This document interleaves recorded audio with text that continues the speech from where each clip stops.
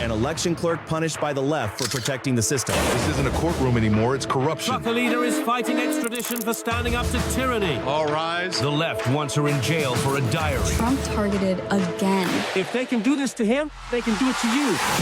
For years, the left has weaponized America's legal system, and we've had enough. Order in the court. This is where the blindfold comes off Lady Liberty.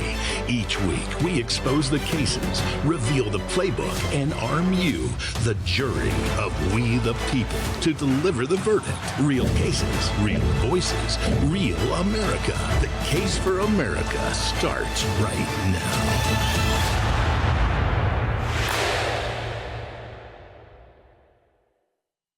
Welcome to The Case for America. I'm Trennis Evans. This is the story of an American who has never been convicted and has never had a trial, yet has been living a sentence, a life of hell without a conviction. I know this terrain. I was raided by the FBI in connection with January 6th. I wrote the book, and now I cover the cases. The media looks away from these cases. On the docket, Joby Weeks. Joby stands accused in a cryptocurrency case. He has denied all wrongdoing, and I've seen the facts. It looks like it's true. He has not been convicted of any crime, and yet 11 months in federal detention, nearly 6 years of house arrest, 33 continuances granted to the government, no jury, no verdict, no victim, no phone, no job, no bank account, no church services. Where's the religious freedom? It's all been denied. Supporters say this case exposes a system that moves fast to punish. I agree. And it's slow to prove the crime. No victim, no crime. So I sat down with Joby Weeks and asked him how this started and what it's been like to live under the punishment without a verdict. We're going to have to look into this a little bit more. I need to see what's happening here behind the scenes with you, Joby. These facts absolutely exist as we have seen them here in The Case for America. So, Joby, thanks for having us here to your home. It's an honor to be here. Everyone I talk to in the financial criminal syndicate, right? The people that the government say have committed financial crimes, harmed American citizens, destroyed their lives, and that the government is so-called a protection apparatus, if you will, from individuals like yourself. What do you say to that? Well, there's a lot of us. A lot of us got into alternative ways of doing business with each other.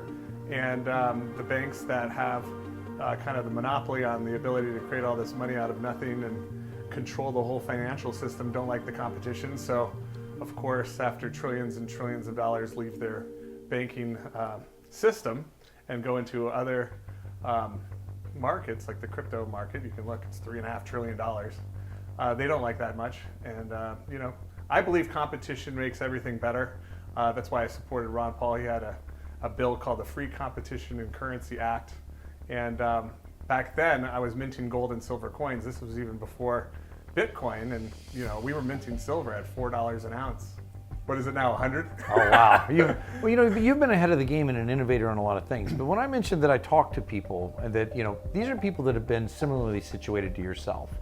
I don't think anyone's been 11 months of diesel therapy, 6 years of house arrest, what you've been through. I saw from your documentary, it was mentioned that you hold the world record for house arrest pre-trial. And my concern is that on this show, we talk about lawfare. We dig in and we get to the facts, right? What's happened to you, I believe, is a criminal conspiratorial effort that happens inside the United States government. I think it's a systematic redistribution of wealth. I think it's a government-run operation. It operates through receivership. It operates through so-called financial crimes. And particularly in case after case where I find that they cannot articulate a crime. They say they go in with the idea of Ponzi scheme. This happened to Castellero, Martin, and Lanaya, somebody that are represented, we've talked about on our show before. It happened to people time and again. But when they cannot articulate a crime after the alleged Ponzi scheme, they quickly come back with some other form of crime. And then they bludgeon you with these ideas that you have committed such horrific actions that people are harmed, and that they're going to let you off and be nice as the government and let you sign a plea deal. So when you haven't seen your child, when you haven't been with your family, when you haven't had an opportunity to be a father in a meaningful way, and you're doing it from behind prison bars in God knows what state, how was that experience for you? Well, I sat there thinking a lot. I remember Tony Robbins had interviewed Nelson Mandela, and he asked him, how did you survive 27 years in jail? And Nelson looked back at Tony Robbins and said, I didn't survive, I prepared. And so that's what I was doing. I sat in the law library, I read 30,000 pages of law. I found out pretty quickly that it's massive hypocrisy, if you will. I mean, you and I cannot counterfeit the money because that creates victims. It diminishes the purchasing power of the dollar. So wait, but the government says you created victims. Well, I created no victims, but they're the ones that are printing the money and making all of our money worth less and less and less. I mean, inflation is theft. You can't print a Bitcoin out of nothing, but you can with dollars. And so they accuse us. Goebbels said it great. He said, accuse the other side of that which you are guilty. If you want to talk about running a Ponzi scam, there's no bigger Ponzi scam than Social Security. Oh, the federal government. Yeah. They're running the biggest Ponzi scam. They're the actual criminals, and then they accuse me of what they themselves are doing. What? The government does not like competition when it comes to criminal conspiratorial activity. That's what they don't like, and they Ron Paul has a shirt that says "Don't steal." The government hates competition. Yeah, you're right. Absolutely. So listen, we're here today with your attorney, Peter Tickton, that's working on this issue, that's helping flesh this out. I myself work with the Tickton Law Group, and I'm honored to be here. Thank you, Peter, for coming and being a part of this. It's an unusual format, but thanks. You know, I wake up every morning with one thought in my head is, what do I have to do today to get Joby free? Okay? I mean, here we are in a beautiful apartment. It's kind of the nicest prison that you could ever imagine, but it's prison nevertheless. And for an innocent man, that's the worst part. That's the part that drives me crazy, is that this gentleman over here, Joby Weeks, is one of the most it's hard to even imagine where his mind goes. He is ahead of the game. Yes, he was one of the very first person with Bitcoin, but he's the first person with a lot of things. And not even now, he's thinking in terms of ideas that are next generation, that nobody else. I can't talk about these things because, you know. We can soon. We can soon. So you're talking about intellectual property. What I'm saying is, you know, look, America is the country of the free. We have the freedom of speech, we have the freedom of thought, and we have the freedom to be able to go to the next level with inventions. We are one-fourth the population of the world with the majority of inventions in the world.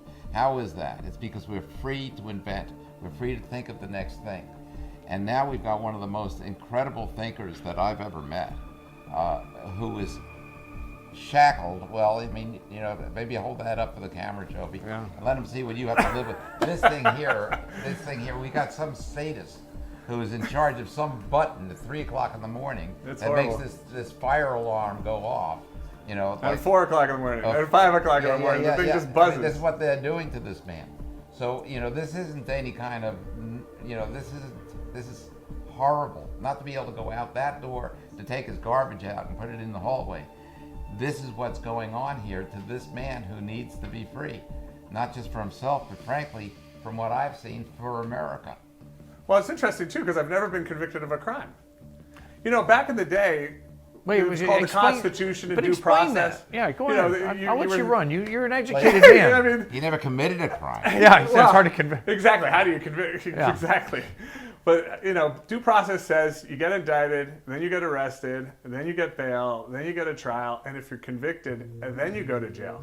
They skip all that. They're completely out of order. They arrest you, and then they disappear you. I got bounced around from jail to jail to jail to jail and state to state to state for 11 months. My family didn't know where I was. And then for the last 6 years, they've been trying to put together a case. They're supposed to, like, have a case before they arrest you. Well, there's something called the Speedy Trial Act, right? I mean, Speedy Trial, of course, but you're not supposed to just kidnap someone off the street with no evidence whatsoever that any crime's been done, and then just hold them for 6 years while you try to build a case. The government has asked for and been granted 33 continuances. 33. This last continuance, they asked for a year. And the next court date isn't until December 2026. That makes it 7 years, and they still haven't been able to put together a case to go to trial. So there's been like a dozen assistant United States attorneys come and go on this case. Yes. There have been FBI agents come and go in the case. I'm trying to figure out, when is somebody going to get to the reality that says, here's the actual functional equivalent of what law Joby broke. Here's what he's done. Here's the damaged parties, because I can't find it. Absolutely. I mean, they all know that they're criminals. That's why they keep quitting. Because for 5 years, I had lawyers. I spent $5 million. They said, don't do any interviews, don't do any podcasts. We got this. Yeah, right. They just wanted to railroad me. So after that, I fired them. Now I'm doing interviews. I'm writing my own motions. I'm pro se. So I just put up my motions as formal complaints. You're breaking this law, this law, this law, this law, this law. Here's all the felonies you guys are doing. They read it. Now they have what's called mens rea or knowledge. And so now they got two choices. They either quit or they have to do something about it. Otherwise, it's called a misprision of a felony and they become accessories after the fact. So what happens? They read it, they quit. 3 more come on, they read it, then they quit. 3 more come on, they read it, they quit. 3 more come on, they read it, they quit. Okay, I've gone through 12 people now. It's been going on for 6 years. Joby, hold on. How many of your attorneys filed these courageous type actions? None like of your them. phone? Why not? Because they would be sanctioned, they'd lose their bar card. It's just like the medical doctors. They can't go cure cancer, they get the medical license yanked. Everybody has to go off to Mexico if they want to get their cancer cured. They could have done it. They could have. They don't have the courage. They don't have You're the the only one that has the courage.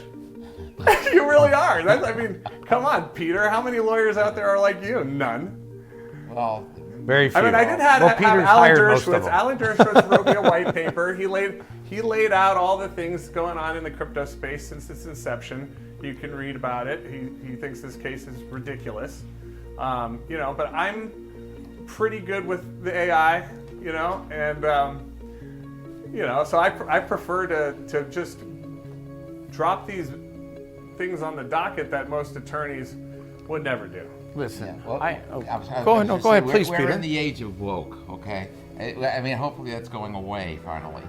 But for some reason, it's like men aren't men. So many men are so effeminized, so lacking in testosterone.